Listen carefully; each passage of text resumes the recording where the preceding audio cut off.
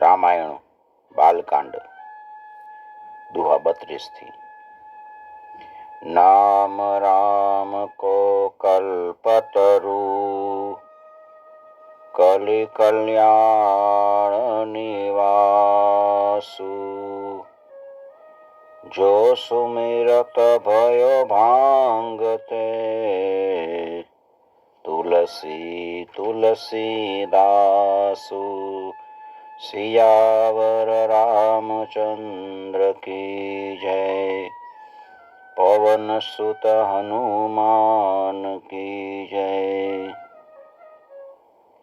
તુલસીદાસજી કહે છે કે કળિયુગમાં શ્રી રામનું નામ કલ્પવૃક્ષ જેવું છે અને કલ્યાણના નિવાસ સ્થાન રૂપ છે। આપણું કલ્યાણ રામ નામમાં જ છે, જેનું સ્મરણ કરવાથી ભાંગ જેવો હલકો તુલસીદાસ છે ને એ તુલસીદાસ પણ પવિત્ર થયો છે। કોઈ પણ વ્યક્તિ તમે લ્યો, સત્સંગ વગર આગળ વધ્યો જ નથી। રામ નામનો પ્રભાવ તુલસીદાસજીએ બતાવ્યો, આગળ બતાવે છે કે ચારેય યુગમાં અને ત્રણેય કાળમાં અને ત્રણેય લોકમાં રામ નામનો જપ કરીને જીવ શોક રહિત થઈ ગયા છે। બધા સમયમાં વેદ પુરાણ સંતો એમ કે છે કે શ્રી રામમાં એના નામમાં જે સ્નેહ થાવો ને એ જ બધા પુણ્યનું ફળ છે। તમે ગમે તે પુણ્ય કરો, સત્કર્મ કરો, એનું ફળ એ છે કે રામ ની અંદર આપણને સ્નેહ થાય।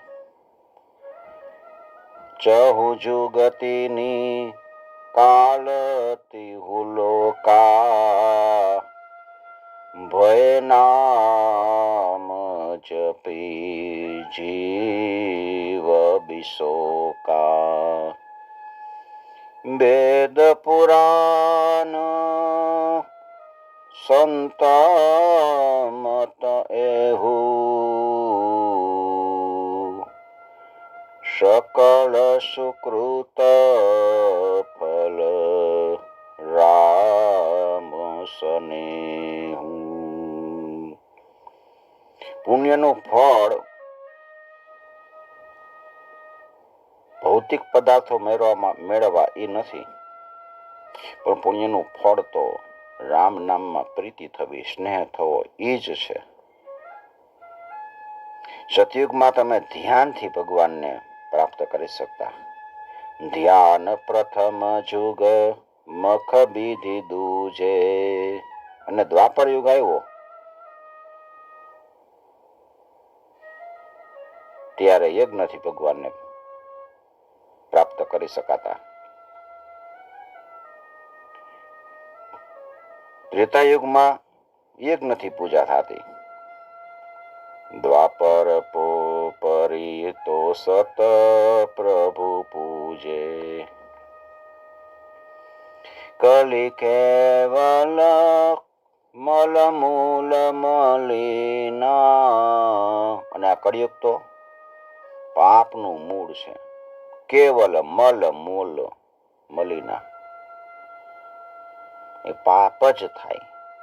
મનુષ્યનું મન છે ને પાપરૂપી સમુદ્રમાં માછલાની પેઠે લાગેલું જ રહે। પાપ પયો નિધિ જન મન મીન, મનમાં પાપ જ રમતું હોય। આવા ભયંકર કળિયુગમાં એક નામ જ કલ્પવૃક્ષ છે, એનું સ્મરણ કરતા જગતના જે બધી ઝંઝાળો છે ને એ નાશ પામી જાય છે। અને કળિયુગમાં રામ નામ છે ને ઈચ્છિત ફળ આપે છે, પરલોકમાં હિતકારક છે, અને આ લોકમાં માતા પિતા સમાન છે, માતા પિતા સમાન છે। નામ કામ તરુ કાલ કરાલા સુમિરત સમન સકલ જગ જાલા રામ નામ કલી અભિમત દાતા હિત પરલોક લોક પિતુ માતા. કળિયુગમાં કોઈ કર્મ નથી, ભક્તિ નથી, જ્ઞાન નથી. કેવળ એક રામ નામનો જ આધાર છે. કપટની ખાણ એવા આ કળિયુગ રૂપી કાળ નમીને મારવા માટે રામ નામ જ ઉત્તમ બુદ્ધિવાળા સમર્થ હનુમાનજી સમાન છે. કાળ નમીને મારવા માટે રામ નામ જ છે. નહીં કલી કરમન ભગતિ વિવેકુ. કળિયુગમાં કર્મ નહીં રહે, ભક્તિ નહીં રહે ને વિવેક નહીં રહે. કેવળ રામ નામ જ. રામ નામ અવલંબન એકુ.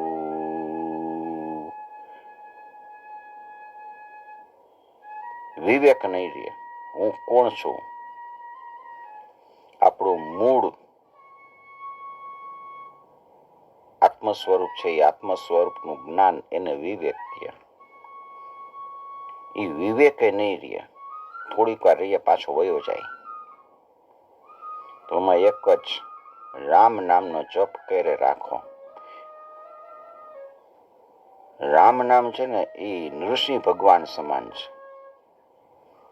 રામ નામ નર કેસરી કનક કશિપુ કલિકાલ.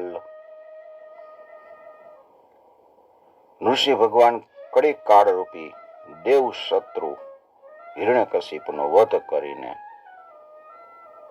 જપ કરનારા ભક્તજનો છે એનું પ્રહલાદની જેમ રક્ષણ કરશે. નૃસિંહ ભગવાને પ્રહલાદનું રક્ષણ કર્યું હતું હિરણ્યકશિપુથી. એવી રીતે રામ નામ છે ને એ નૃસિંહ ભગવાનની જેમ આપણા બધાયનું કળિયુગમાં રક્ષણ કરશે. રામ નામ નર કેસરી કનક કશિપુ કલિકાલ. જાપક જન પ્રહલાદ જીમી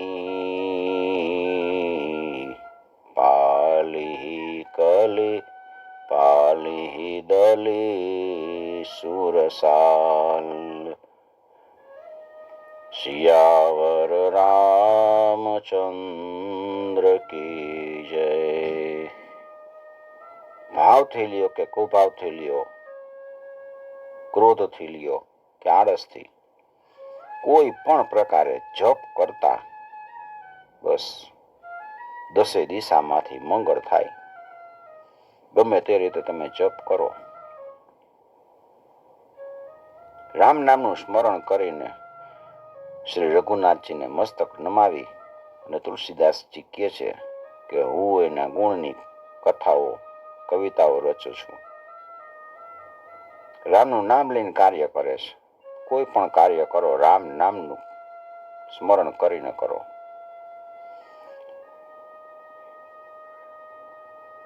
મોરી સુધારી સોસબ ભાતી જાસુ કૃપા નહીં કૃપા ઘાતી. જેની કૃપા કોઈ દિવસ નિષ્ફળ ન જાતી. ભગવાન આપણા કૃપા કરે તો પછી કૃપા કોઈ દિવસ નિષ્ફળ ન જાય.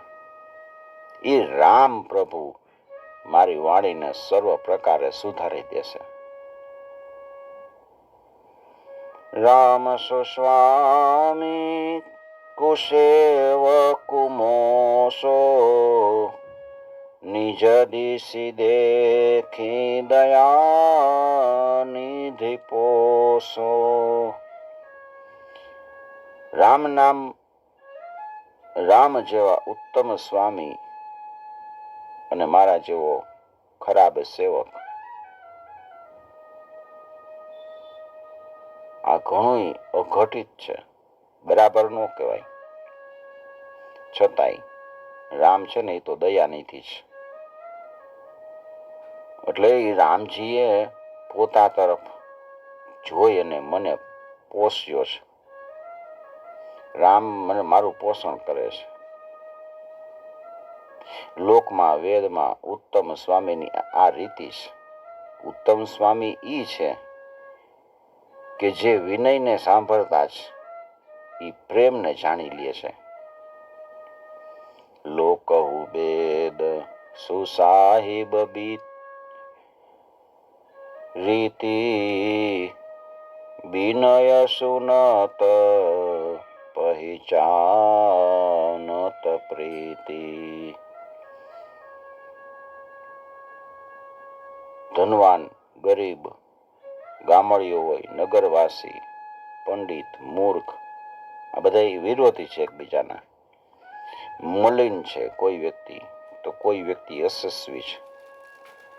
ઉત્તમ કવિ છે, બીજો ખરાબ કવિ છે. સ્ત્રી પુરુષ પોતપોતાની બુદ્ધિ અનુસાર રાજાની સ્તુતિ કરે અને સજ્જન, સુગ્ન, સુશીલ અને ઈશ્વરના અંશથી ઉત્પન્ન થયેલો પરમ કૃપાળી રાજા હોય એ સ્તુતિ સાંભળીને એની વાક્ય રચના, ભક્તિ, વિનય અને ચાલ જાણી લઈ અને સુંદર વાણીથી બધાનું સન્માન કરે. આ સ્વભાવ તો સામાન્ય રાજાઓનો છે. અને કૌશલરાજ રામચંદ્રજી છે એ તો જ્ઞાનીઓના શિરોમણી છે. ગની ગરીબ ગ્રામ નર નાગર પંડિત મૂઢ મલિન યુજાગર સુકબી કુકબી નિજ મતિ અનુહારી નૃપહિ સરાહત સબ નર નારી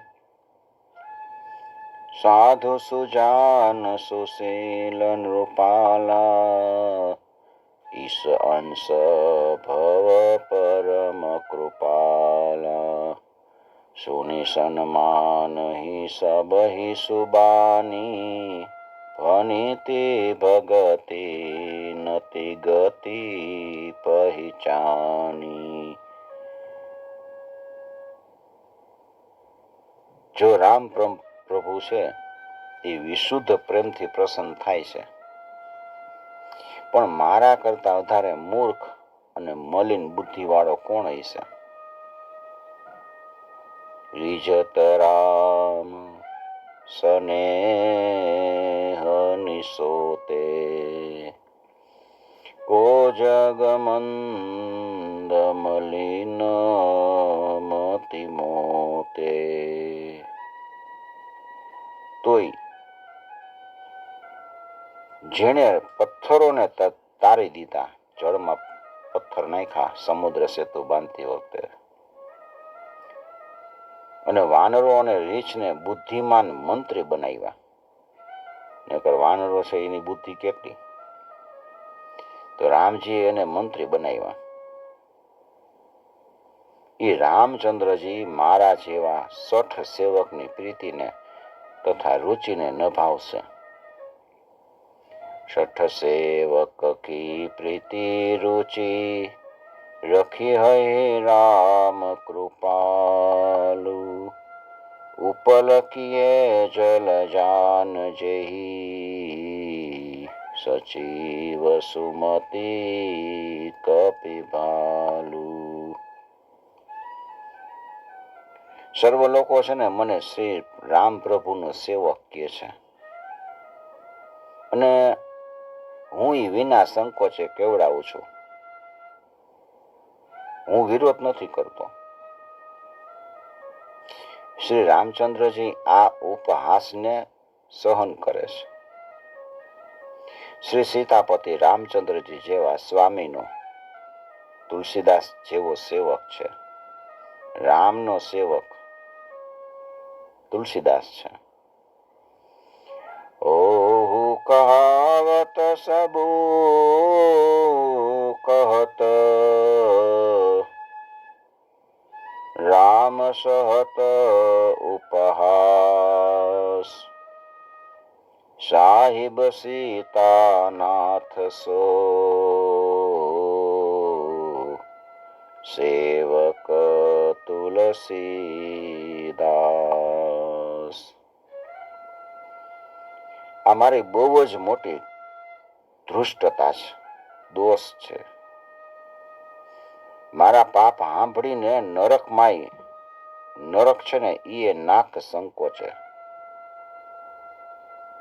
નરકમાંય મને સ્થાન ન મળે. આવું સમજીને મને પોતે જ મારા પોતેલા કલ્પેલા જે ડર છે એનાથી મને બીક લાગે છે. પણ શ્રી રામચંદ્રજીએ ઈ સ્વપ્નમાં એ તરફ ધ્યાન આપ્યું નથી. અતિ બડી મોરી ઠીઠાઈ ખોરી, સુની અઘનર કહું નાક સકોરી, સમુજી સહમ મુહી અપડર અપને, સો સુધી રામ કિન્હી નહીં સપને. સિયાવર રામચંદ્ર કી જય, પવન સુત હનુમાન કી જય. ઓમ નમઃ પાર્વતી પતये, હર હર મહાદેવ.